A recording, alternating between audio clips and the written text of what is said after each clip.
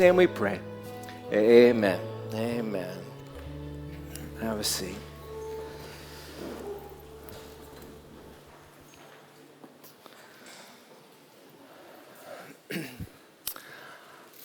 All right, good evening, church. We're diving into our series, The Revelation of Jesus, a book about the great revealing to all creation of how amazing Jesus really is. Well, when 2 weeks ago, I mentioned how the book of Revelation is the revelation of Jesus. This book is revealing how amazing Jesus is. When I went through this introduction a couple weeks ago, I talked about why. Why are we studying this book? And basically, I said something like, we're studying this book because so many of the people in our city, in our nation, our generation, and right here, are struggling with disappointments connected to God.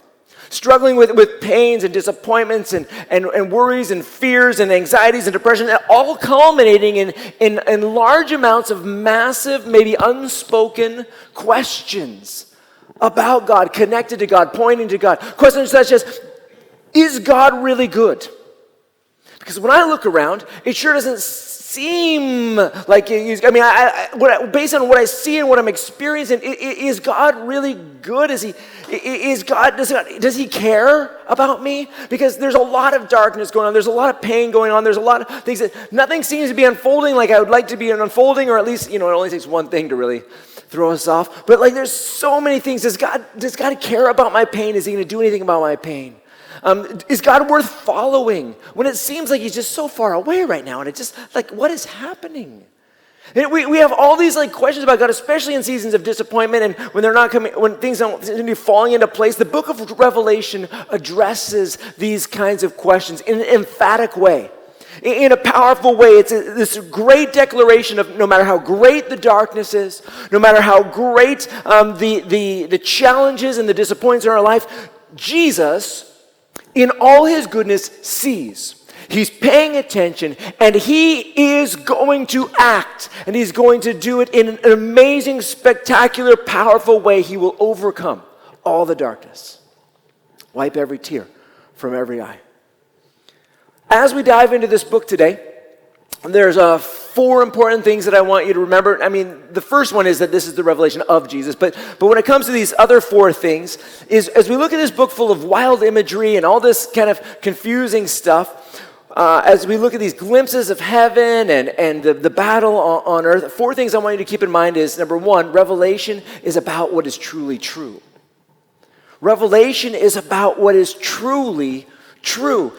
Usually, as we assess what's true, we're using our eyes and we're looking around and we look at people or we look at institutions or situations and evaluate life based on what we see. This book reveals the true identity of Jesus' bride, the church. It reveals the true enemy. It reveals the true champion of heaven, Jesus of Nazareth, and it reveals what's going on behind the scenes. It can be so confusing if you just look at the surface. You remember stereogram pictures? I got a picture. Here's a stereogram picture. Remember these things? Stereogram pictures, where you're supposed to look at them and then look deep into them and kind of blur your eyes.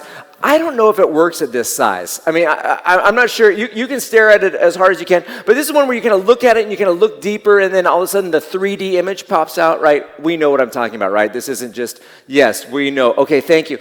So, in some ways, the book of Revelation is a bit like a stereogram picture. And as you're reading through it, and at first glance, you're like, wow, this seems all crazy and chaotic. This is happening, and all these images, and all this, wow, this seems kind of crazy and chaotic. Also, though, the life that it's describing, the world that the book of Revelation is describing, also feels to us crazy and chaotic. The early church's experience, it feels crazy and chaotic. And I don't know, is this how your life feels right now, where you're looking and maybe it just doesn't make sense, and you're like, God, why is this happening, and how does this fit, and why am I here, and what's going on? Well, the book of Revelation is like this, where at first glance it looks crazy, but it's a call to look deeper, look past the surface into what's really going on, the real story, the real battle behind the scenes, the real meaning, the real purpose. This picture isn't about chaotic blue. Anybody see what it is? It's 3 crosses and an empty grave. It's 3 crosses and an empty grave. You can't, you'll take my word for it. I got the joy of seeing it up close on a computer screen, and I got to stare at it for a while. Okay. Yeah, I got there. Revelation is about what's truly true, getting past the surface level confusion and seeing what's really happening. Number 1. Number 2, Revelation only makes sense in light of the Old Testament. And we've talked about this. Good thing here at the church, we spend lots of time in the whole of the Bible and our Bible read-through groups cover to cover, Old Testament and New Testament. I teach at least half the time in the Old Testament, half the time in the New Testament. For this study, we're going to be helped as we go through the book of Revelation by several important Old Testament books such as Daniel and Ezekiel and Zechariah and Genesis and Exodus. The Bible helps us understand the Bible. That's why we read it cover to cover, by the way. Because if you're looking at a verse and you're like, I want to study this verse, the Bible helps us understand the Bible. So Bible saturation, cover to cover, helps us do a better job at understanding each individual passage, each individual verse. So number 2. Number 3, Revelation is about reawakening the church. It's about reawakening the church. If you're new here, the reason I moved to Scotland, it wasn't just to start a church. We have churches here. I wanted to start a church that would lay the foundations of long-lasting reawakening. That would lay the foundations of long-lasting reawakening. And I've said from the beginning, reawakening begins here in my heart. We like to talk about awakenings and great awakenings of massive movements of people, but reawakenings begin with one heart responding to God, awakening. With your heart responding to God, awakening. Okay, this isn't. We're not announcing this yet. We'll announce it when it actually becomes live. But I started this week recording this new podcast. We're starting a new podcast called Reawakening, and it's being approved by the iTunes store right now. And basically, that is an extension of our mention here, where that podcast is about every 2 weeks talking about how we can go from wherever we are towards feeling more fresh, more alive, feeling more close to God. Whether you're feeling pretty good right now and taking your next steps or far away. It's kind of a mentoring process of laying foundations for you and for your lives. So anyways, that's coming out in a little bit. That's a secret. Shh, we won't tell anybody. But that's coming out soon. This book, the book of Revelation, is about reawakening, the reawakening of a struggling church or struggling churches. Churches struggling with apathy, lukewarmness, with compromise, with immorality. Churches struggling with just to hold on under persecution. All kinds of ways, and we'll be looking at over the next couple weeks, all kinds of ways the church is struggling. And yet Jesus' call, and this call is a reminder to hold on with faithful perseverance. And to overcome, to stay pure, and to keep walking and following Jesus. So it's about reawakening. Fourthly, Revelation is about revealing the amazingness and certain triumph of Jesus. In this book, we get glimpses of what's really going on and what Jesus is going to do about it. We also see how the amazingness of Jesus, it just keeps flowing. It keeps flowing throughout this book. And then as it flows along and we get glimpses of the amazingness of Jesus, it's like we take pauses to worship. Or we're glimpsing Jesus in his amazingness, and then okay, wait. It's like John just like, okay, let me just talk about what's going on in heaven right now. Wah! Just amazing worship in heaven. As we look closely during this season at how Jesus is now, it ought to awaken our hearts. It ought to reawaken our hearts to worship. That our worship will go from where it is now, which is good, even more. I don't know if you're like me, but sometimes when I'm reading through the Bible, I'll get struck. And that was a snap. I actually did it. Usually my snaps sound like this. No, that was even pretty good. Keep going. So when I'm reading through the Bible, and I'll just hit a moment where I'll just be struck by God, like how amazing this moment is. for something, and I will just have to stop reading and start praying. I'll be like, God, oh, that is so good what you did to those people. I want you to be like that to me. Or I'm so thankful you intervened in that woman's life or that guy's life. I love what you did there. I love who you are. And sometimes when you get glimpses of God as you're reading through his word, it just makes you feel like I gotta stop and just praise God. Well, that's what the book of Revelation is like as we go through it. Just constantly, like, God, Jesus is at work, and then heaven is like, yeah. This is so good. So anyways, it's about revealing and also just reveling in the amazing triumph, certain triumph of Jesus as we look at the church, as we look at the work of the enemy, and then as we see his ultimate victory. So what we're going to be doing in the study, starting right now, is we're going to be Hebrews 12ing. We're going to be fixing our eyes on Jesus, the author and the perfecter of our faith. But to be clear, we're going to be fixing our eyes on the Jesus that is now. We're not going to be fixing our eyes on gospel Jesus, the Jesus of the Gospels, Matthew, Mark, Luke, John. During those years, Jesus humbled himself. That was humbled Jesus. Jesus humbled, Philippians 2, humbled himself. During those years, he limited himself to listening to the Father and moving in the power of the Spirit. He experienced weakness in his humanity. He experienced hunger. He experienced physical pain and death. That was just for a season. That's not how Jesus is now. That was just Jesus for a few years. Now, Jesus is glorified. Now Jesus has been seated at the right hand of God the Father. Now he's returned to his eternal glory and splendor. When I was growing up in Seattle, we had bumper stickers, right? Stickers on cars. And we had Christians who put bumper stickers or stickers on their cars. And then they drove poorly. I remember one of the bumper stickers that was running around Seattle for a season was, Jesus is my carpenter. Jesus is my carpenter. I'm like, oh, these are my people. Okay, jeez.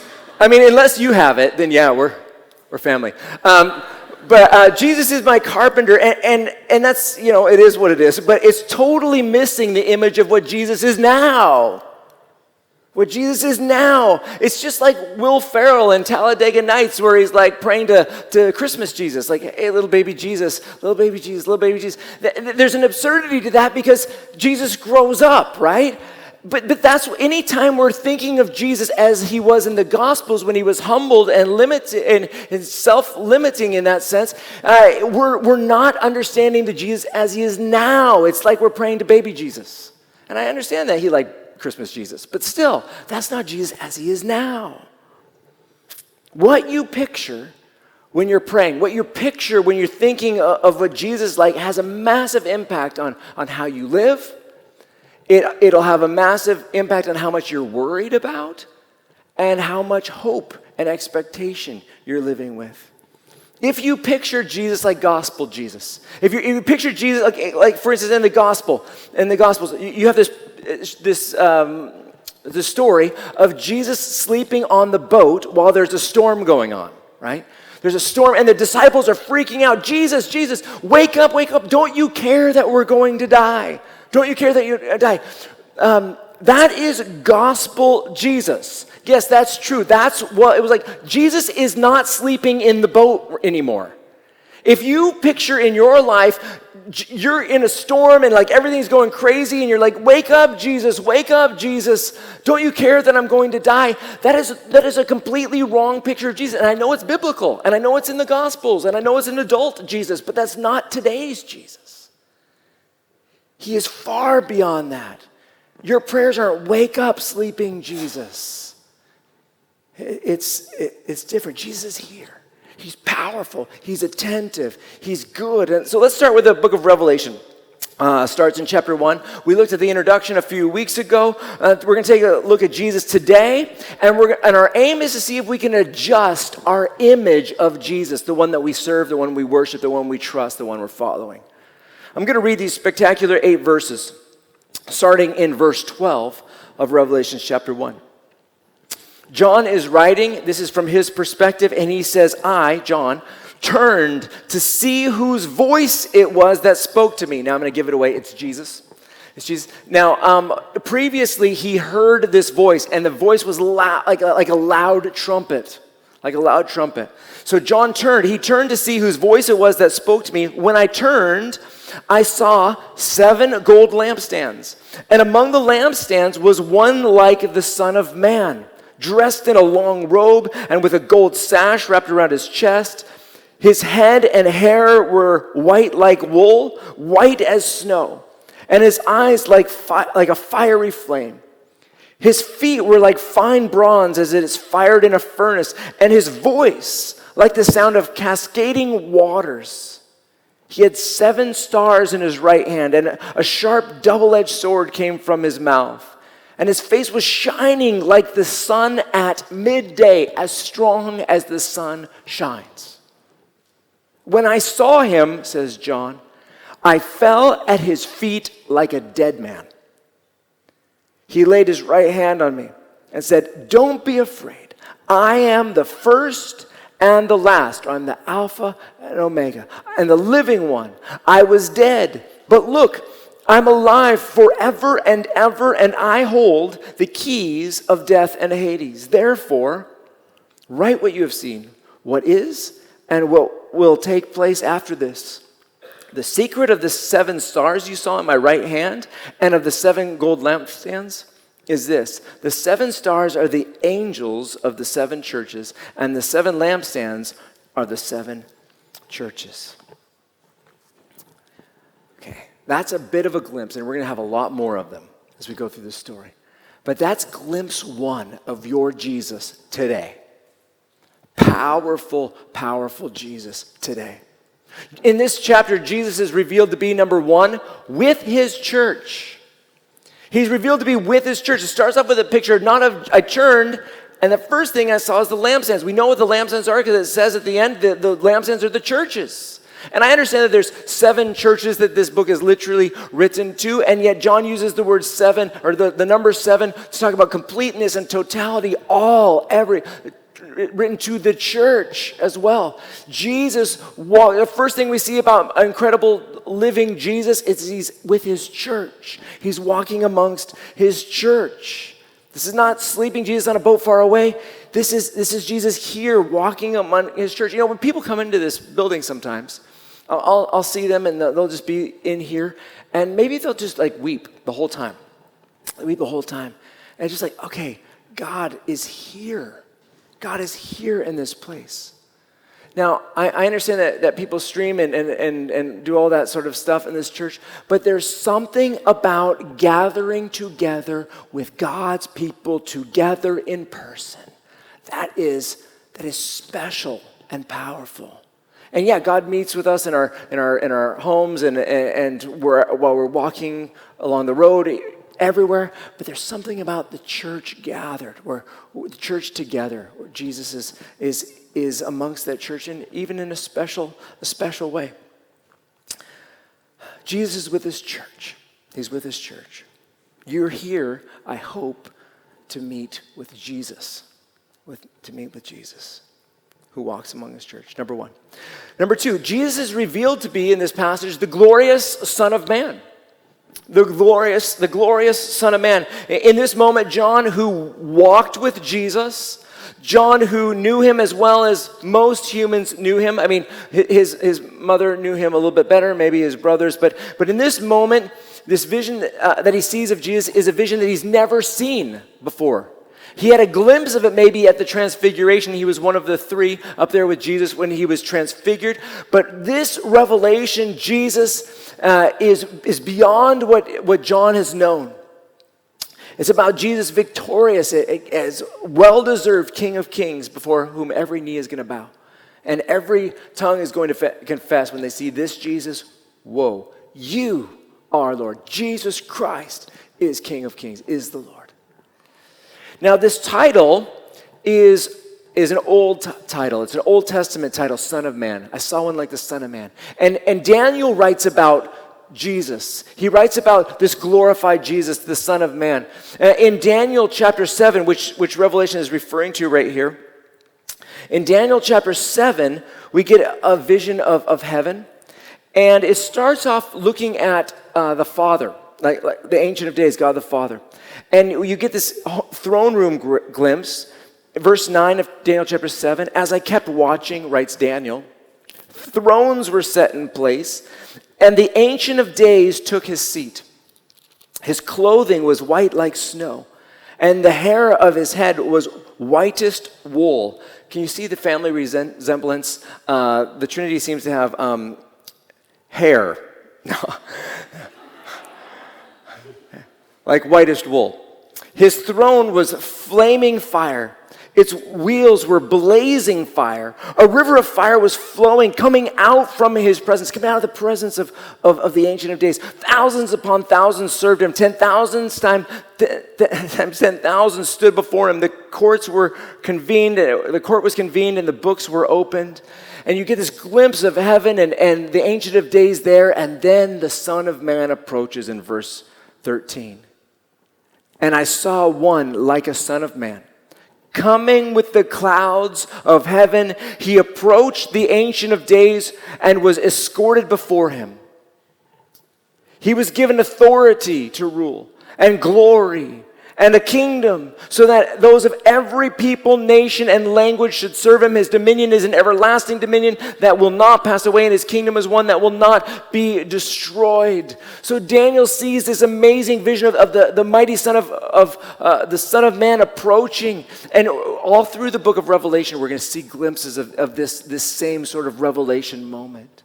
Well, John sees this one like the Son of Man, and he gets to describe what he looks like. And he says he's got a long robe, and he's got this golden sash along his over his chest. And you might look at that and you think, okay, that's that priestly sash sort of thing. Maybe. Most of the imagery here of Jesus is as King of Kings, Lord of Lords, the mighty, victorious one. I don't know if I really need to say this, but you think of Jesus as prophet, priest, king, having all those offices. Well, he generally, not exclusively, seems to have different eras where he functions in primarily different ways. So, for instance, when he's on earth, he's primarily functioning in a prophet-like role, speaking to the people, healing the people, doing miracles like a prophet. He's also a priest. He does the high priestly prayer. He's got all the pieces there, primarily, though, in his prophet role. Right now, primarily more as a high priest, our high priest, in the throne room of God, bringing our prayer requests to God. He still does a prophet role. He's still speaking to people and doing that sort of a thing. Primarily in the future, in eternity, he's in his king role.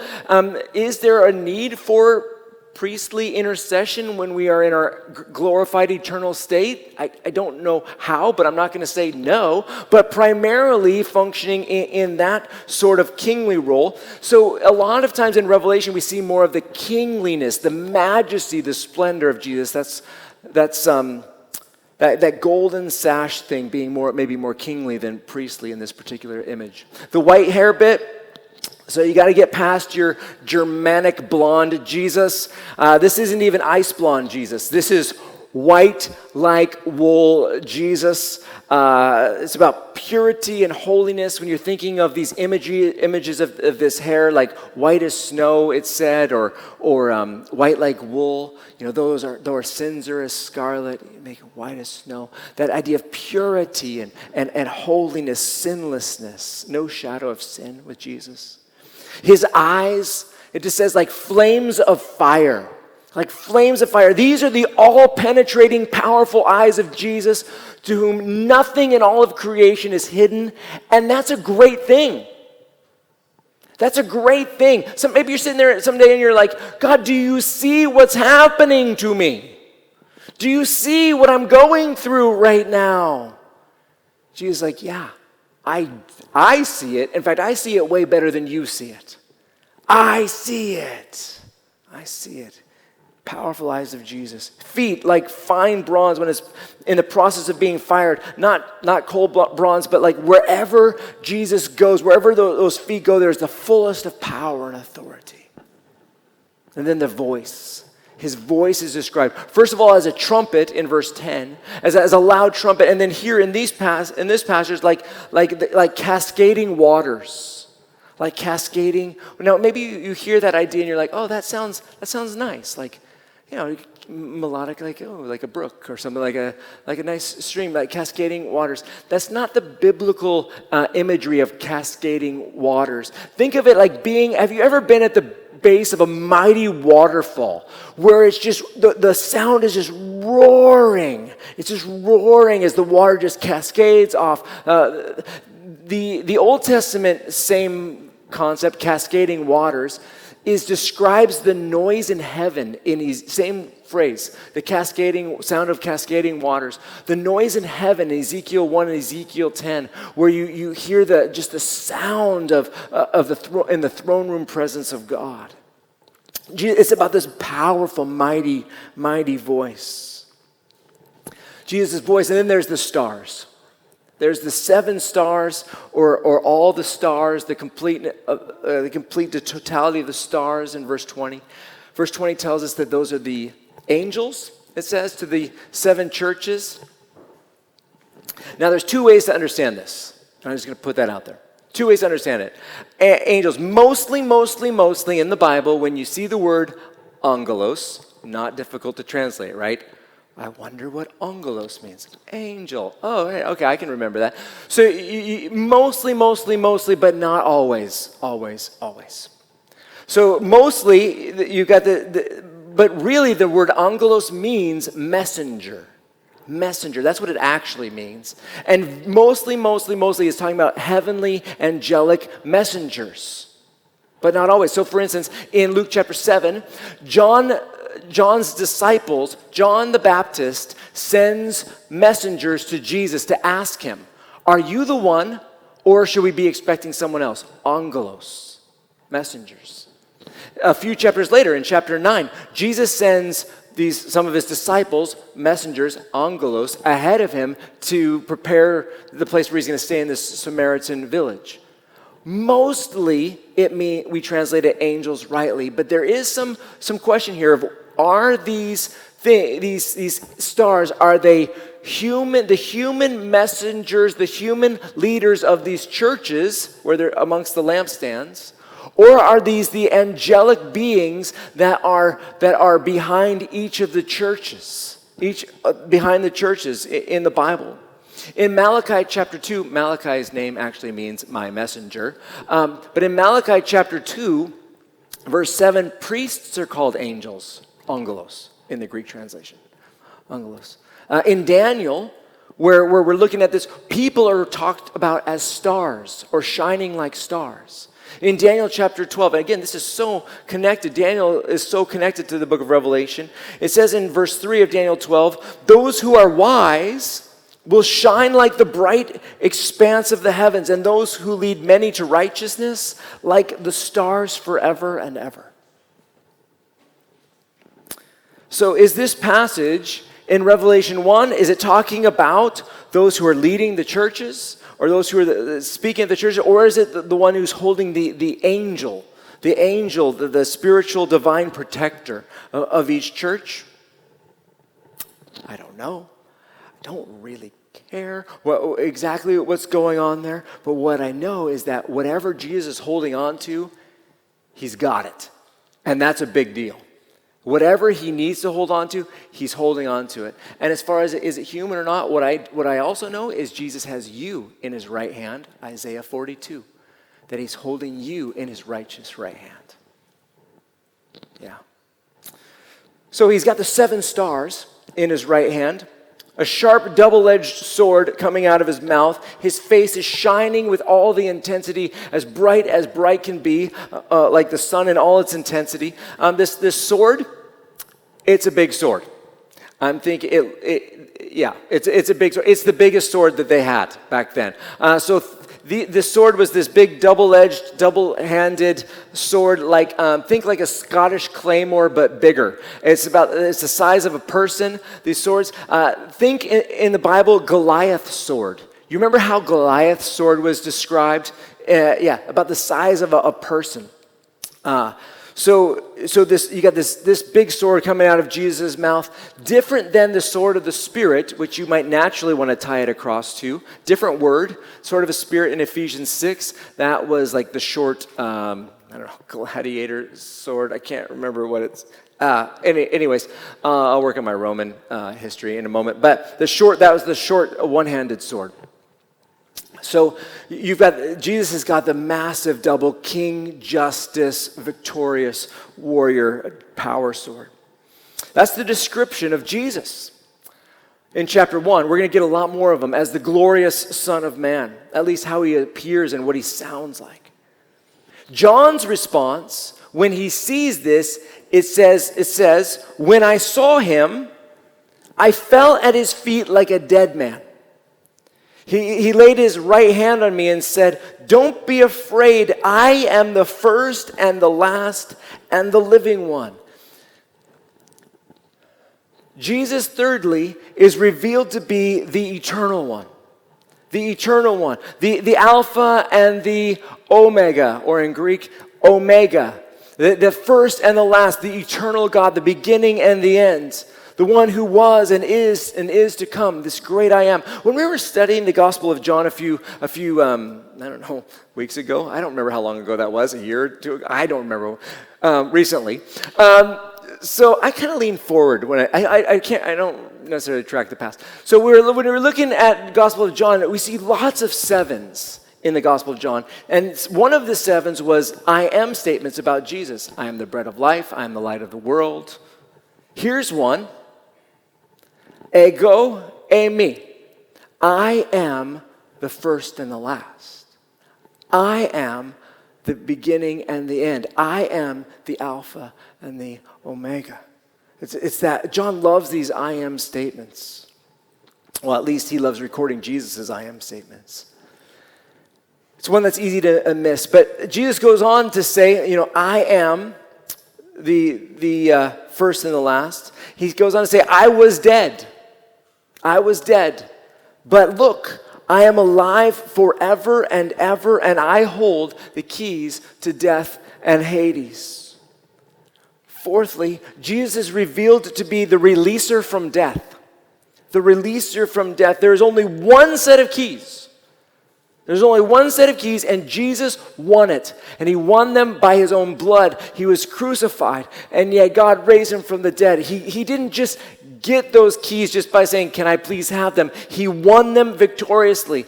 Jesus was dead, he says it right here, but now he's alive. And he now holds the keys, which means that he can get anybody out of death that he wants to. And you know what he says to his people? You give your life to me, you believe in me, you follow me, and I guarantee, I promise that you will live forever. I've got the keys. It's not, I can just let you out. You can be alive forever and ever. No big deal. I got the keys. I got the keys. We're supposed to look at Jesus and be amazed of who he is, the power that he has, the splendor that he has, the majesty that he has, and that he has the ability to do all that he has said, from rescue you to save you from death. He's more incredible than even John could face. John could easily stand in the presence of Jesus during the period of the Gospels when he's following him around and learning from him, but not Jesus as he is today. Here he falls like a dead man. Dennis Johnson, in the book The Triumph of Jesus, The Triumph of the Lamb, writes, we need to see Jesus to meet his blazing eyes of heart-searching holiness, to wake up at the trumpet blast of his voice, to respond to his jealous demand for exclusive and passionate loyalty. Shocked, insensible by the impact of his splendor, we need then to hear his words and of compassionate comfort, quelling our fears and quickening our hopes.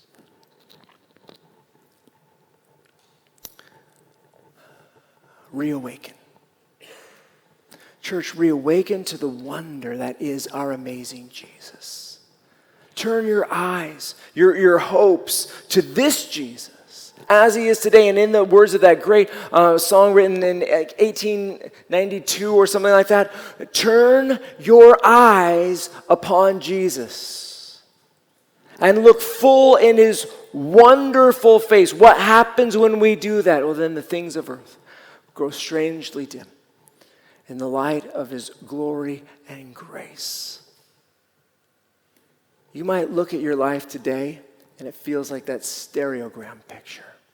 A lot of chaos, a lot of confusion. You're like, I don't even know what's going on. Turn your eyes on the real Jesus and let things come into focus. It won't come into focus unless your eyes are set there on the real Jesus. Challenge this week. I'm now doing one challenge and one challenge only. One challenge only. Challenge number 1, upgrade your mental picture of Jesus. Whatever it is, upgrade it. No, it's going to be okay. Even if you're like, no, I've got a pretty good image of Jesus. Okay, upgrade it. You're probably not going to undersell it. Okay. What I want to do is I'm going to pray for you. I want to pray for all of you in this area that Jesus will give us a greater glimpse of him as he is now.